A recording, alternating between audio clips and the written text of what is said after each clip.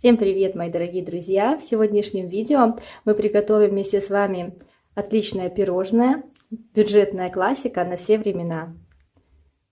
Песочные корзиночки с джемом и белково-заварным кремом. Добро пожаловать ко мне на кухню. Клюква протертая. 150 граммов добавляю в клюкву 60 грамм сахара. Перемешаю и отправляю на огонь. После того, когда клюква с сахаром закипит, волью 1 чайную ложечку кукурузного крахмала, предварительно разведенную в 1 столовой ложке холодной воды. Перемешаю, проварю до загустения и сниму с огня.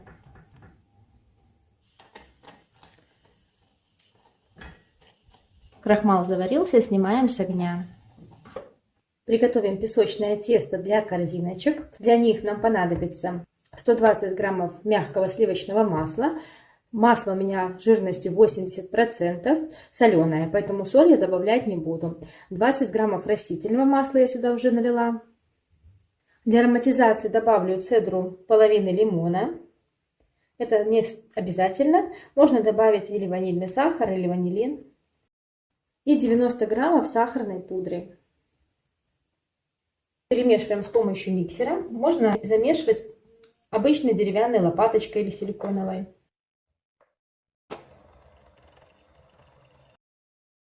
Перемешаем и добавляем 2 желтка.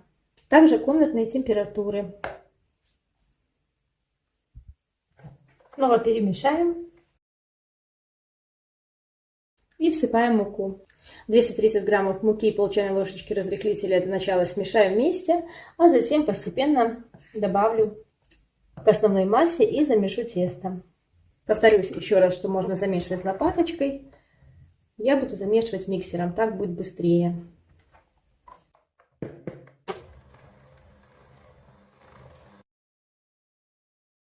Получится такая вот крошка. Слегка подмешаю ее и помещу в целлофановый пакет. Все, тесто собралось в комок, стало однородным, больше не вымешиваю. Помещаю в целлофановый пакет и отправляю в холодильник. Тесто долго не охлаждаем, минут 10 будет достаточно, чтобы масло, если оно успело растаять во время замешивания теста, немножко схватилось. В принципе, можно подержать тесто в холодильнике и дольше, затем раскатать его, вырезать кружочки чуть большего диаметра, чем верх формочки, и распределить тесто по корзиночкам. Я же буду распределять тесто в корзиночках руками, так мне кажется быстрее.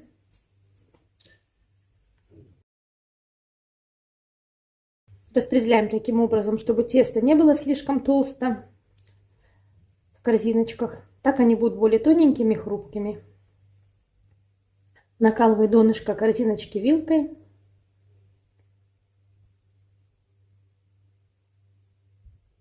Подготавливаю так все корзиночки и отправляю их в морозильную камеру на минут 10 перед выпечкой. Я разделила тесто на 12 равных кусочков. У меня вышло по 40 грамм каждый кусочек. И корзиночки верхний диаметр у меня 8 сантиметров, а нижний 4. У меня только 6 формочек, поэтому корзиночки я буду выпекать в 2 этапа. Сначала 6 и затем 6. Тесто, которое осталось, будет ждать своей очереди в холодильнике. Отправляю корзиночки в морозилку. Сразу же после морозильной камеры отправляем наши корзиночки в духовку, разогретую до 170 градусов.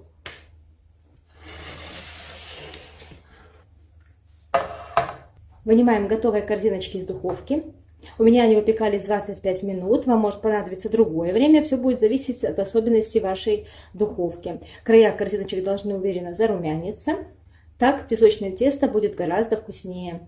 Извлекаем корзиночки из формочек, предварительно дав им немножечко остыть. И таким образом выпекаем все оставшиеся корзиночки.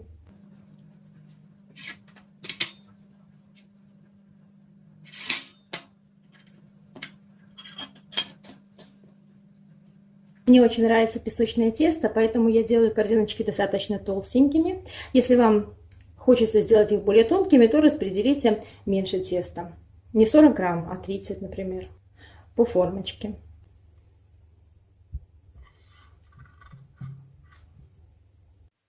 Приготовлю белково-заварной крем для украшения корзиночек.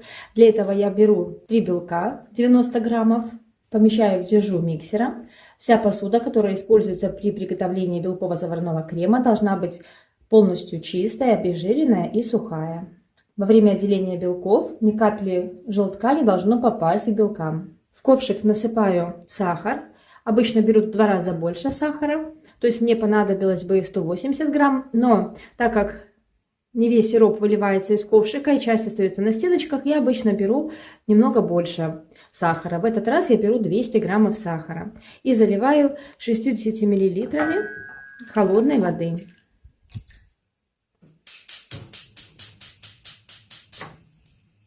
На небольшом огне дождусь полного растворения сахара и закипания сиропа. Сироп мешать не нужно.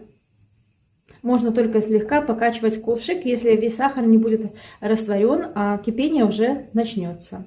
Следим, чтобы на стеночках ковшика не осталось крупинок сахара.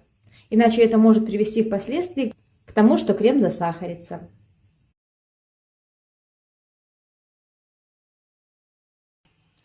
Сироп закипел. Дожидаемся температуры 105-110 градусов и начинаем взбивать белки. Я буду взбивать сразу же на высокой скорости.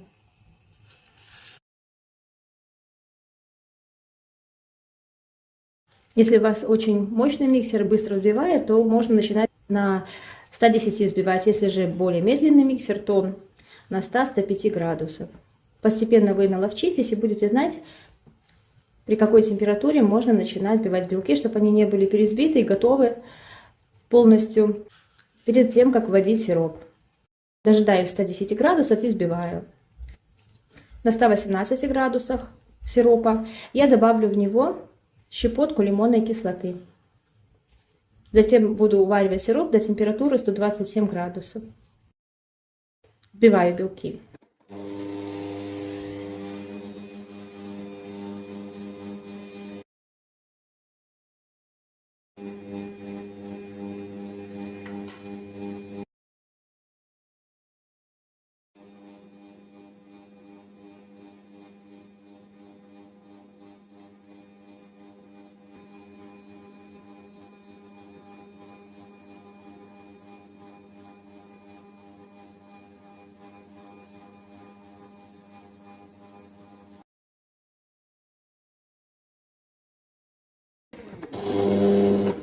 После введения всего сиропа я взбиваю еще около 5-7 минут, но ориентируюсь обычно не на время, а на то, как выглядит крем. Когда начнут образовываться такие большие пустоты, и крем начнет наматываться на венчик, значит он готов. Видите, он такой плотный, что даже венчик не удержался.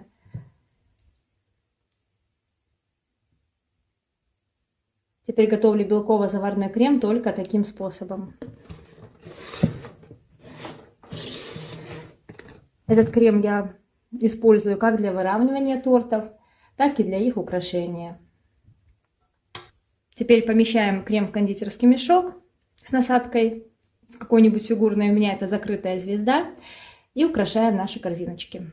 На видео во время приготовления я не озвучила, но хочу сейчас сказать о том, что сироп я увариваю, как вы видели, до температуры 127 градусов. Затем ставлю его на деревянную доску и жду, пока он остынет до температуры 125 градусов. И затем уже ввожу во взбивающиеся белки.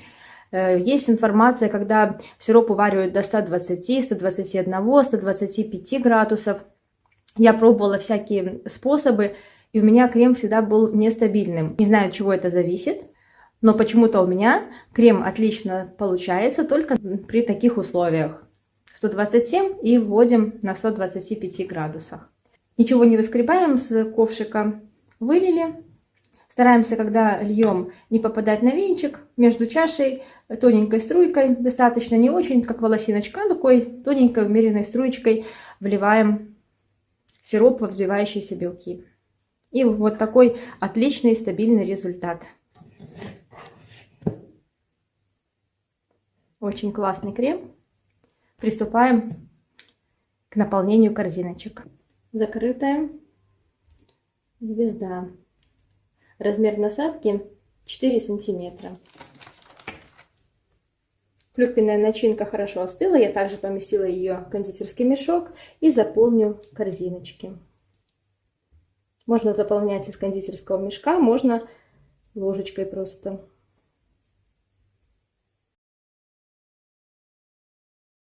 Я выкладываю где-то примерно по 1 чайной ложечке с горкой джема.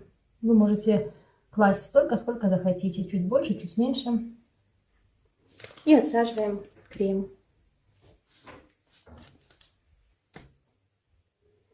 Давайте с центральной начнем.